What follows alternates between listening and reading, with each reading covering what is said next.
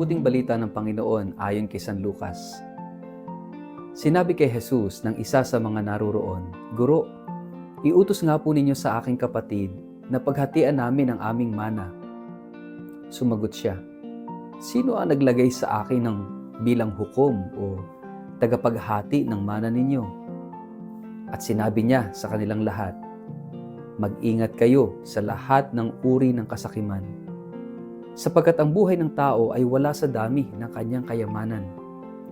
Pagkatapos, isinalaysay ni Jesus ang isang talinghaga. Isang mayaman ang umani ng sagana sa kanyang bukirin. Kaya't nasabi niya sa sarili, "Ano ang gagawin ko ngayon? Wala na akong paglagyan ng aking mga ani. Alam ko na, ipagigiba ko ang aking mga kamalig at magpapatayo ako ng mas malalaki. Doon ko ilalagay ang aking ani at ibang ari-arian.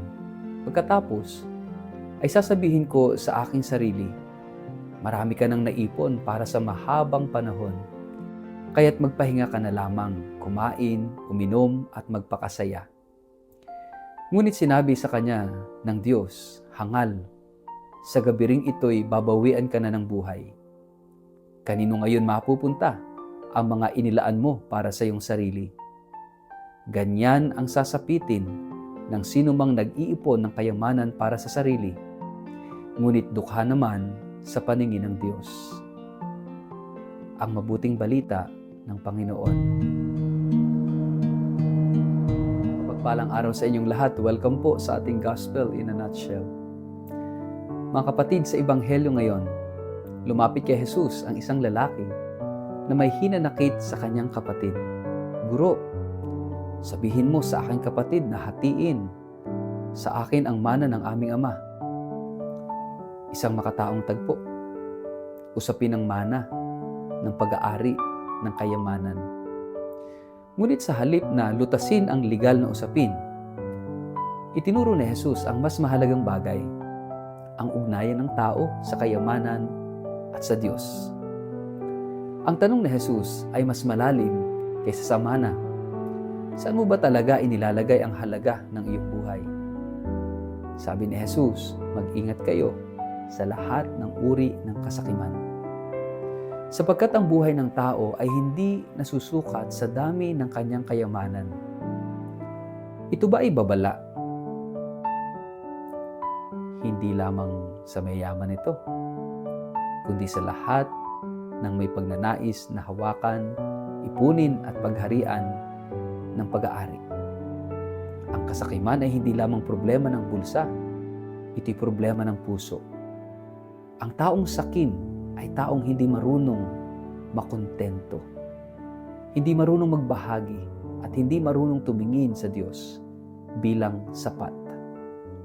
Sa ating lipunan ngayon na puno ng pagkukumpara, consumerism at social media, madalas tayong tinutuksong sukatin ang ating halaga ayon sa ating ari-arian. Ngunit ang paalala ni Jesus, ang tunay na buhay ay hindi nasusukat sa dami ng iyong pag-aari, kundi sa lalim ng iyong pagkatao. Nagpatuloy si Jesus sa isang talinghaga tungkol sa isang mayamang lalaki. Marami siyang ani. Sinabi niya sa sarili, "Wawasakin ko ang aking mga lumang kamalig. Magpapatayo ako ng mas malalaki at doon ko ilalagay ang lahat ng ani at ari-arian ko." Makikita natin ang kaisipang nakasentro sa sarili. Ang ani ko, ang ari-arian ko, ang buhay ko, ang kaligayahan ko. Ngunit ang pinakamalungkot ay ang kasunod. Ngunit sinabi ng Diyos sa kanya, "Hangal, sa gabing ito, babawiin ang iyong buhay." Kanino mapupunta ang lahat ng inipon mo? Isang tanong na dapat din nating itanong sa sarili.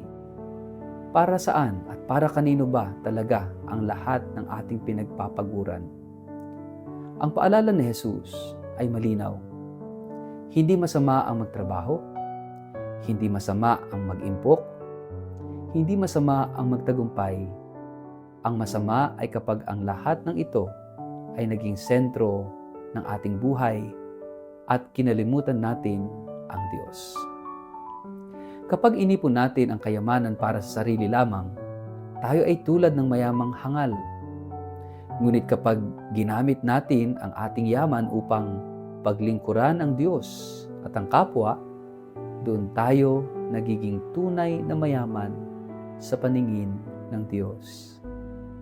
Sa huli, lahat tayo ay haharap sa Diyos, hindi bilang may ari-arian, kundi bilang anak. At ang tanong sa atin, puno ba ang ating puso o puno lang ang ating kamalig? Mga kapatid, ang mundong ito ay nag-aalok ng maraming paraan para sukatin ang halaga ng isang tao.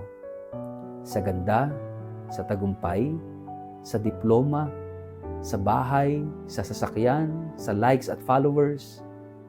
Ngunit sa mata ng Diyos, ang mahalaga ay ang puso na marunong magmahal, magpatawad at magbahagi. Huwag tayong mabuhay na tila hindi mamamatay. At huwag tayong mamatay na tila hindi nabuhay. Nasaan ang puso natin ngayon? Tayo ba'y mas nakatuon sa pag-iipon ng mga bagay na panlupa kaysa sa yaman na walang hanggan? Paano natin ginagamit ang mga biyayang tinanggap natin upang ibalik ang pag-ibig sa Diyos at sa ating kapwa? Sa ngalan ng Ama, ng Anak at ng Espiritu Santo. Amen. Panginoong Jesus, turuan mo akong makontento sa kung ano ang meron ako at magpasalamat sa bawat biyayang iyong ibinigay. Linisin mo ang puso kong madalas natutokso sa kasakiman at palitan ito ng pusong bukas sa pagbabahagi, sa pagtulong at sa paglingap sa kapwa. Naway sa bawat araw ng aking buhay, matutunan kong pahalagahan hindi lamang ang yaman, kundi ang relasyon ko sa iyo, sa pamilya at sa kapwa-tao, na siyang tunay na kayamanang walang hanggan. Amen. Pagpalain kayo't ingatan ng makapangyarihang Diyos, Ama, Anak at Espiritu Santo. Amen.